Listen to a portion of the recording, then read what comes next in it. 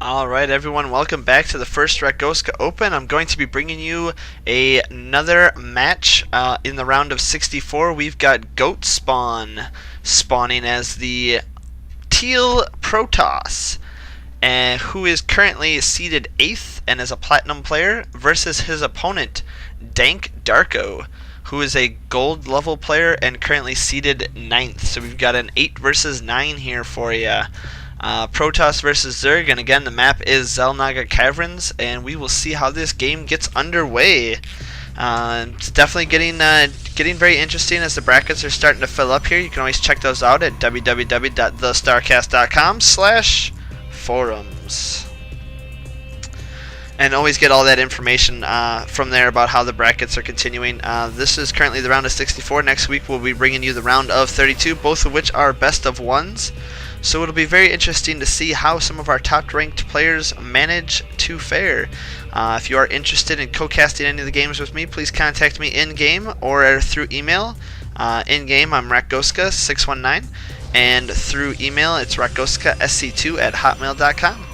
Anyway, let's see how this game gets underway. We've currently got a gateway going down for GOATspwn.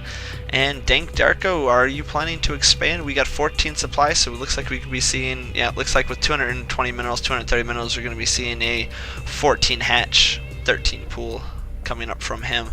And nice timing on that Zerg, or that drone. I mean, he gets that down there right when he has the 300 minerals, just before the probe manages to make it down there, so he's not even able to really counter that at all, but he is starting to harass that building, as there is nothing the Zerg can do, as he has no unit producing structures yet. But we will vastly see how that changes once he gets up to the 300 mineral or 200 mineral range. If he decides to go gas pool after that, now drone getting some good work on that probe and forcing it to flee and run away. Meanwhile, we have another drone up here at the watchtower, keeping a good sight on everything. We've got a typical wall off here, Zealot Gateway Cybercore wall, which is very standard you see from the Protoss players. And we see him now also working on getting his gas built, so could possibly be going for that tried and true 4-gate. Although, now that seeing that second gas, I don't believe that's what we're going for. We're going to be seeing more of a typical standard type game here. And also check out my channel in a couple of days. Myself and Kino DBT, we're going to be doing some patch note information, showing you the various changes to the different builds, and the different changes to all the different units, and the race changes and the balance changes that we will be seeing here in the future. And it looks like that probe is now on its way back home, and deciding to head back out again for possibly a proxy pylon, but it will be scouted by both of these drones here, which are holding very good watch of those watchtowers. No gas yet coming from our Zerg players, so it looks like we're possibly going to be seeing a similar build that we saw last game, and getting that spine crawler at his ramp as well for protection. And meanwhile, here comes the probe down, and looks like these two Zerglings are going to have some serious fun with that probe, forcing it to its doom. 2 more gateways now are also being produced here from GOATspwn. And it looks like we have our typical 3-gate, possibly 3-gate expand. And it looks like, yes, that probe did finally get taken out. Which one's our hero Zergling? None of them are hero Zergling. Did the queen steal? Oh, the queen stole the kill. Oh, you kill stealer queen.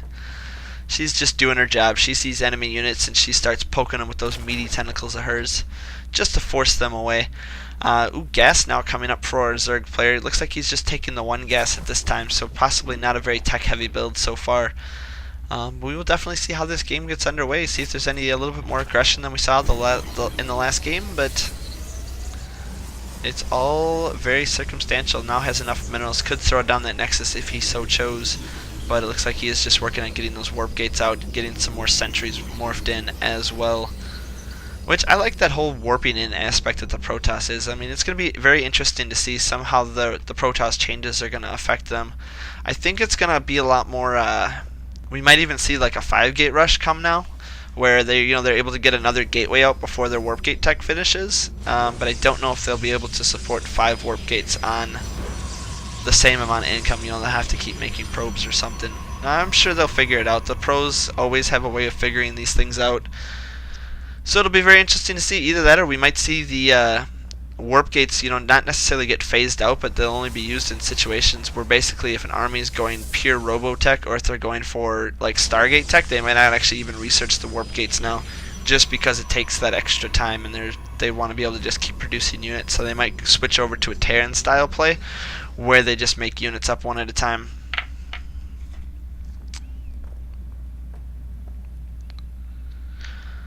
But other than that, let's see how this game progresses. Robotics tech is now on the way at about the 7.5 minute mark, and getting some more queens, as well as getting lair tech up right now. So we'll see how he decides to transition with his lair tech. Still only has the one gas, and it looks like we've got lots of queens in field here. We're working on building our 4th and 5th queen right now. No, this one's morphing into a lair. This one's building the 4th queen. I got it. Definitely need to hire. Maybe I need to hire myself a professional observer, so I can just sit back and watch the games instead of. No, I'm just kidding. That guy was a very interesting interview, that's for sure. And it looks like the Zergling does spot the time on that Nexus, realizes that the probe transfer just happened, so that Nexus just finished now, and is not too far behind. Currently 60 supply over 55. Robotics facility is on the way, so we'll see some Colossus production, as well as getting a roach horn here for our Zerg player, so we'll see how he decides to use those roaches. And the trusty observer is on its way out. It's going to get some good field of vision. Could definitely be spotted though by that drone. If you were to check up here, you could see the little shimmer moving across the map. Possibly even throw down a couple spore crawlers just to get that sight. And we have triple extractor coming up, as well as getting the hydralisks done. So it looks like we're going to be having a roach hydra army versus a Colossus gateway army. Yeah, I'm pretty safe to call that roach hydra. And getting the infestation pit. Could he be going for some upgrades, or is he going to be using that for just the hive tech? Who knows? But infestors, as we saw in the last game, were pretty boss. We're able to do significant amounts of damage to that Protoss force. Meanwhile, using the Zerglings in there just to soak up some of that damage, keep those infestors alive, they were able to get away with their lives. +1 weapons now being researched for the Protoss player, as well as getting his extended thermal lance upgrade. And that's about it. Neither player is deciding to move across the map. We've got the Zerg player who's currently got map control. He kind of knows when the Protoss is going to move out, which is really what the Protoss player is going to need to do.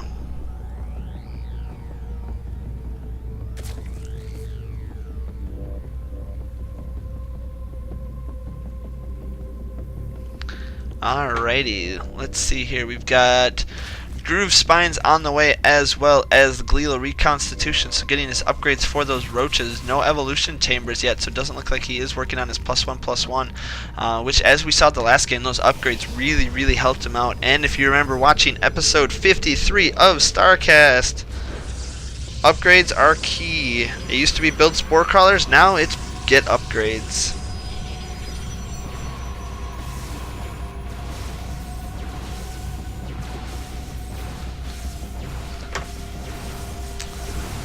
And it looks like our Protoss player is now working on taking out those destructible rocks with their 3 armor.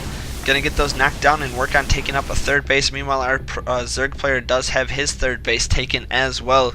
Currently 99 supply to 106. Protoss player is in the lead. And let's see how this game definitely does transition. These queens, though, with their transfuses, could actually be very beneficial. We've got the hydralisks and the roaches now being produced, as well as those initial Zerglings he built at the beginning. So yeah, it's going to be interesting to see how these armies clash. We have the Twilight Council now being produced, so it looks like we could be going for some Blink or some Zealot Charge. As always, though, we could be seeing some Templar tech as well, with High Templars and their storms against a pretty Zerg army, as well as getting those Archons out. It'd be pretty interesting to see. Infestors are also being produced as well to get some sick fungals out. Meanwhile, 3 Colossus are standing up for the Protoss army. And we'll just kind of see when he decides to push out. Could definitely be waiting for his +1 to finish. Also could be waiting for this Nexus to finish, but if it were me, I would probably push out while I was building this, just from the standpoint that you don't really want the Zerg to counterattack. But with this observer here, he can get a good vision of this army, knows exactly when it's planning to move out, so definitely makes observers one of the best units in the game as far as units go. They don't do any damage, but the amount of information you can get from one of them is just way too powerful. Alright. Neither one of these players looks like they really are ready to attack each other yet, though. It looks like we could possibly be seeing a 200-200 push in the center of the map, which, you know, is always fun to watch. I love seeing these big armies clash together. Meanwhile, we've got a couple of queens here just kind of hanging out. This queen is doing pretty decent on her energy. This queen here is doing pretty alright on her energy, so we're checking out the Zerg's macro. Slipping just a little bit, but for the most part is staying relatively high, which is something you need to... Ooh, researching Neural Parasite. Oh, that's such a sweet, sweet upgrade. Neural Parasite in these Colossi. Oh, be so awesome. But we will just have to see when these armies actually do manage to engage each other. 5 more roaches now being produced, as well as getting the Zergling metabolic boost. Could definitely use the Zerglings to kind of tank some of the Colossus shots. Just force the Colossus to target the Zerglings, even though the Zerglings are going to get destroyed. But that's, you know, 5 Colossus shots that aren't hitting his roaches and hydras, which are basically his damage dealers. Now getting double Evo chambers to get his +1/+1 going as well, and at about 15.5 minutes in the game. Not really something you want to, maybe wanted to start that just a little bit earlier, but, you know, for the most part, could even use this army, take down these destructible rocks, and plan on taking a 4th base as well. A couple of cannons are now also going up for the Protoss player, just so he can keep an eye on this 3rd base, which he hasn't really even transferred workers to. Looks like he's just keeping it to 2-base play. Which is one thing I've noticed, is you really can't saturate more than 3 bases heavily. I mean, you could do like 4-base light saturation, but anything more than that, and I mean, you basically won't be able to spend your money fast enough. Which is, you know, very something interesting to keep in mind, though, as you're building up your units. You really don't want to get too many probes. Once you get above like 80, then it starts to be less cost effective to have those probes. Currently, though, we are sitting at 69 probes, 252 drones. So definitely an economic advantage for the Protoss player. And with this huge amount of Colossus force, I mean, he's got 6 Colossi right now. A lot of Stalkers, a lot of Zealots, a lot of Sentries, so typical Protoss death ball. And we will definitely have to see how this game is going to basically pan out. We've got Zealot Charge on the way, Zerg Ground Weapons level 2, we've got more Colossi being produced, more gateways going down. Ooh, another hatchery going down for our Zerg player. Looks like he is taken to this base as well, which, if the natural order of things you expand this way, he's actually taking a Protoss expansion, if you were.